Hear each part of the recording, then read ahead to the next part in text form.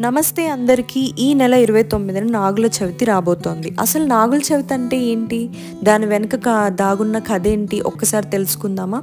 ఓ చిన్న ఊరిలో బ్రాహ్మణ దంపతులు ఉండేవారు. వారికి 7 కొడుకులు, కోడలు అందరూ సంతోషంగా జీవించేవాళ్ళు.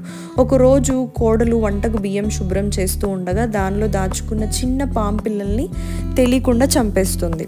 ఆ రోజు రాత్రి పెద్ద కొడుక్కి నాగదేవత కల్లోకి వస్తుంది. నీ భార్య నా పిల్లల్ని చంపేసింది, ప్రతీకారం తప్పదు అని చెప్తుంది. అంతే, తెల్లవారితే అతడు చనిపోతాడు. ఆ తర్వాత ఒక్కొక్కరిగా మిగిలిన 6 కూడా చనిపోతారు. బ్రాహ్మణ దంపతులు బోరున ఏడుస్తారు. కుటుంబం మొత్తం విషాదంలో మునిగిపోతుంది. చివరికి చిన్న కొడుకు భార్య భయపడకుండా నాగదేవతకు శ్రద్ధగా పూజలు చేస్తుంది. నాగుల పంచమి వ్రతం చేస్తుంది. పుట్టకు పాలు పోస్తుంది. ఆమె భక్తిని చూసి నాగదేవత ప్రసన్నమై నీ పశ్చాత్తాపానికి నేను క్షమిస్తున్నాను, నీ అన్నయ్యల్ని తిరిగి బ్రతికిస్తాను అని చెప్తుంది. వెంటనే 6 అన్నయ్యలు తిరిగి బ్రతుకుతారు. ఆ కుటుంబం ఆనందంగా ఉంటుంది. అప్పటి నుంచి ప్రజలు ప్రతి సంవత్సరం నాగుల పంచమి రోజు నాగదేవతకు పూజలు చేస్తూ పుట్టలో పాలు పోస్తూ పామును దేవతగా గౌరవిస్తూ పండగ జరుపుకుంటున్నారు. పాములు మన సంస్కృతిలో పవిత్రమైన జీవులు.